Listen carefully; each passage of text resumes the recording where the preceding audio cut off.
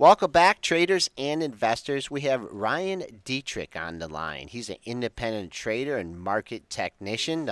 Did a little work at Schaeffer's investment research for more than a decade and likes to speak and write about the market. Ryan, how are you doing on this Friday morning? Hey Joel, thanks for having me. I'm doing well. This is my first time on the show, so hopefully it goes well. I've been looking forward to it for a while. Been a big fan of Benzinga, and I'm honored to be here. Okay, great. You're a technical guy, and you've been in the industry for 15 years here. Could you just talk about like how you got interested in the industry, and then who you studied or where your market mechanics come from? Absolutely, sure. In 1999, I was in college, and obviously the stock market had a pretty good run there. So I got the bug, you could say, and I started investing. Whatever you bought on TV went up. It was easy. And then everything crashed, and I lost, obviously lost it all. But I kind of realized, I could have made money if it went down. So from there, I was hooked. And I always knew I wanted to work with the market and, graduate college to become my MBA. And then I started the Schaeffer's Investment Research in Cincinnati about 10 years ago. I worked there for 10 years, and Schaeffer's, the big thing that they focus on that has kind of molded me is looking at market sentiment. Yes, I'm a technician. I do have my CMT, which means I look at, previous price patterns to try to project future price patterns. But the big thing that I've been versed in is, again, using market sentiment. I've got lots of stats we can talk about here in the next 10, 15 minutes. But, an easy way to look at it, I just noticed this last night. Alcoa was kicked out of the Dow last September, okay? Alcoa, since they were kicked out of the Dow, is up 82%. Nike was the company they added. Nike is up just 12%. So, they all don't work like that. But, you think you get kicked out of the Dow, things are bad. I think you're added to the Dow, things are good. It doesn't always work like that. And that's a really neat example that kind of brings it all full circle. If you buy lowered expectations when other things line up well, I think some things lined up well in Alcoa, that's the explosive move you can have. And that's what you're looking for as a trader. So you said you like to gauge sentiment. So there's a lot of different ways to do that. There's bullish, bearish indicators and ratios and whatnot. There's also the Twitter sphere. Where do you go to get your sentiment indicators? Well, I definitely follow a basket of them. Now, you bring up the Twitter sphere, and this is something we can talk about. That's something that's obviously changed the game the last few years.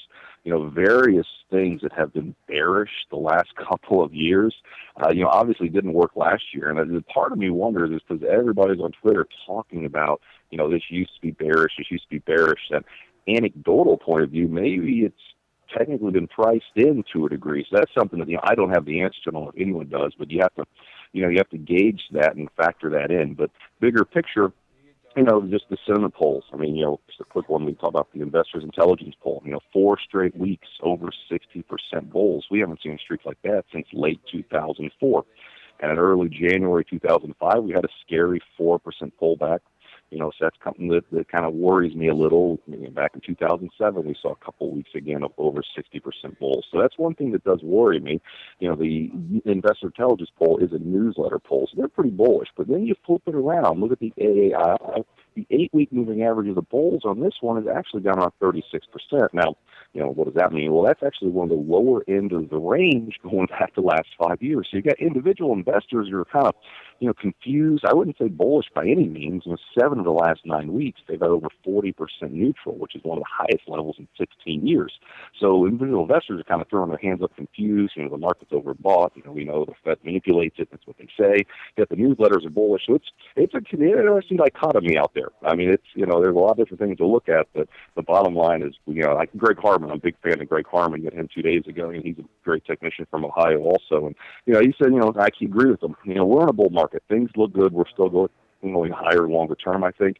But, near term, I do have, I do have some concerns with some of the sentiment indicators and a little too extreme here. Okay, so your strengths include short-term trading. Now that's a pretty open-ended term. So give us your definition of short-term. That's a great point. Yes, my definition of short term is maybe a weekly. I've done very well trading weekly options. It's kind of been my definition of short term. And obviously, like you said, short term for somebody could be a couple minutes, or for somebody it could be a month. But for me, it's kind of that swing trading short term, hold it for a couple days, maybe hold it for up to 2 weeks, and then again using options to leverage any potential move that you have. So that's kind of my definition of short term, at least. And are you, I mean, with the low volatility, are you just outright purchasing options? Are you putting on spreads to, because those weeklies, the time decay, evaporates pretty quickly. Are you more apt just to go outright puts and calls, or are you leaning more towards spreads? Sure. Now, I've always, again, it's a great question, because the answer that I kind of give is there's no wrong way to make money. You have to find what works best for you. And for me, that's always what best is just doing straight puts and calls. I know definitely some guys are good at spreads, some guys are good at just buying the stock. It takes, I think it's, what do they say? It takes, up to 10,000 hours before you can become technically expert on something. And with trading, with the markets the way they've been, it's been anything but easy. But for me, that I've found over the years, my comfort area is definitely, the shorter term swing trades, couple days or couple weeks on directional straight put the calls. I mean, you can say in different environments there are better types of strategies, and I would agree. But again, as a trader, it's just what are you the most comfortable with? And again, there is no wrong way to make money, so find what you're good at.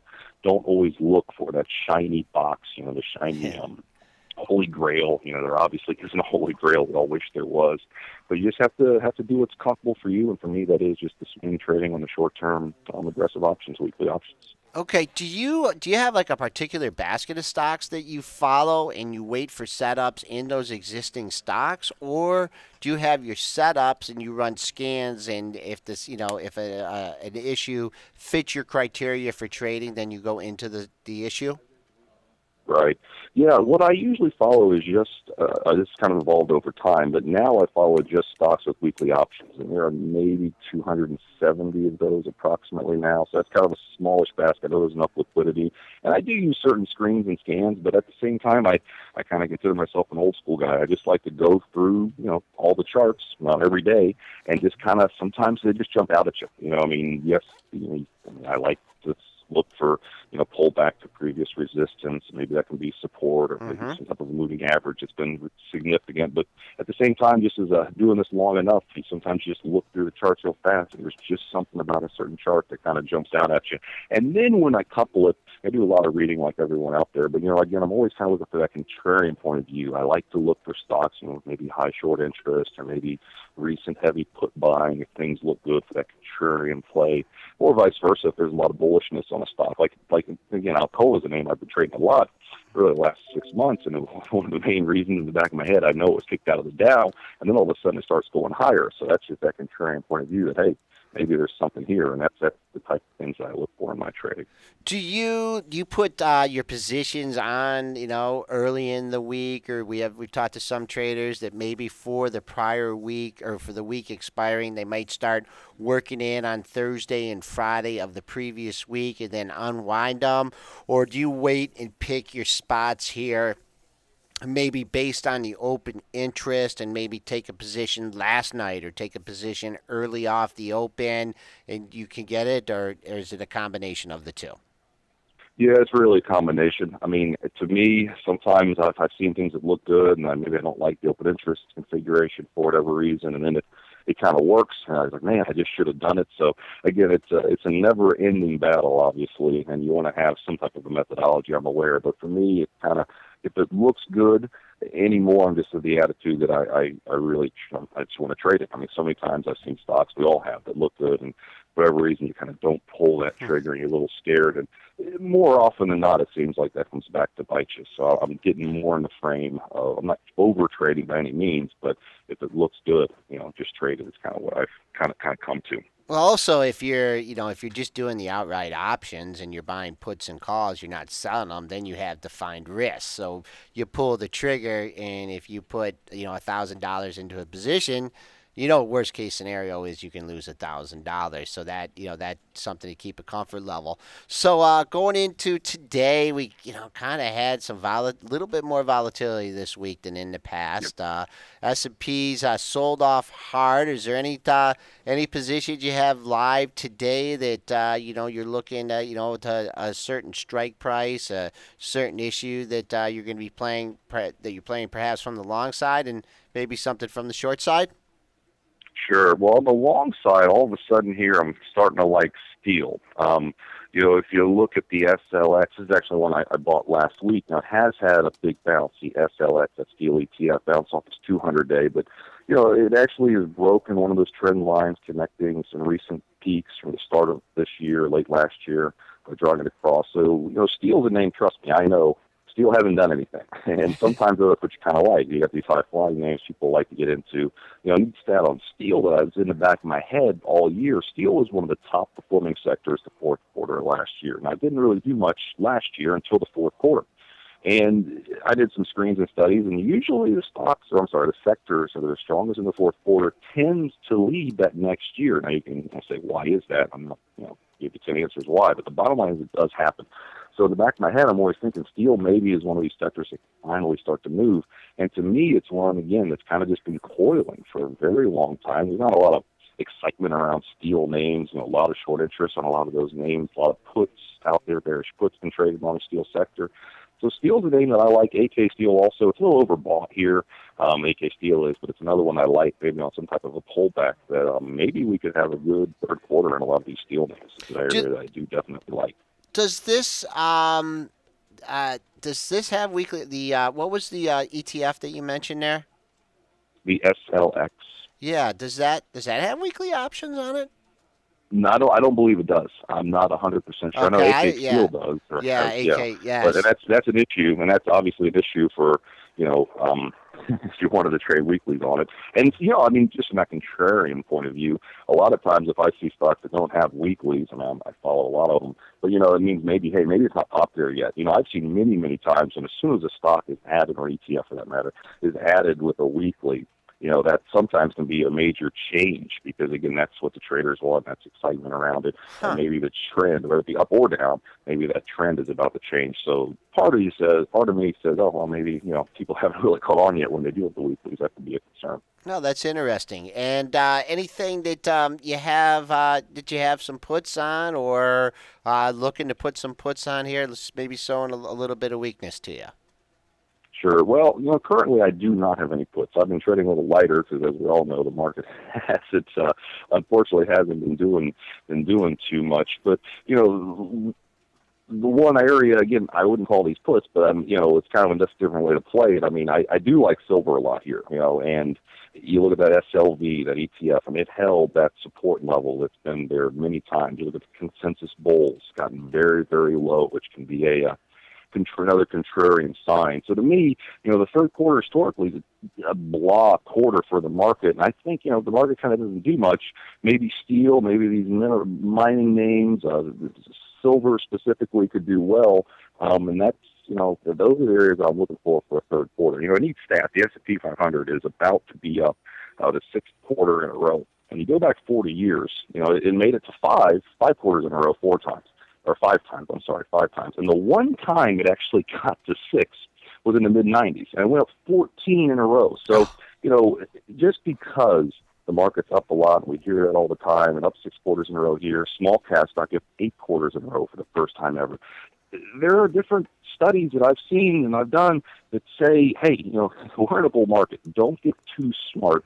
Don't try to pick a top. So many have done that, but who's to say that's going to go up 14 quarters in a row? I don't think it will. But again, it has happened before once we got past 5 quarters. So, it's kind of, it is what it is, and things still are strong. But, with some of the sentiment things I'm looking at, some of the call ratios are a little flashy on the optimism side. Maybe there's some better areas, at least in the third quarter, as we kind of bide our time. And by just buying the SPY, for instance, in my opinion.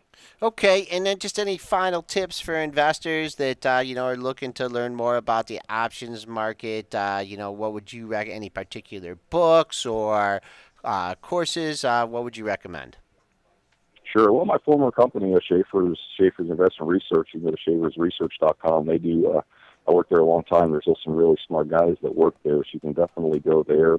Um, you know, um, the CBOE does a lot of good work. Also, you can follow. So, and then honestly, just Twitter. I mean, I've learned so much the last couple of years following a lot of smart traders. You can go out there and just kind of dig and find some of the smart, not necessarily option traders, but just traders in general, and you can have an exponential growth, I guess, in terms of overall knowledge by following a lot of smart guys and for free. Okay. All right. We've had Ryan Detrick on, and he's an independent trader and market technician. Her Capital's pointing out that he's a good person to follow on social media, giving us his honest appraisal of the markets here, what he follows, what trends he follows, the options that he's trade. Ryan, thanks a lot for coming on. We'd certainly like to have you on again. I appreciate that. I love to come back. Thank you. Okay. Ryan Detrick.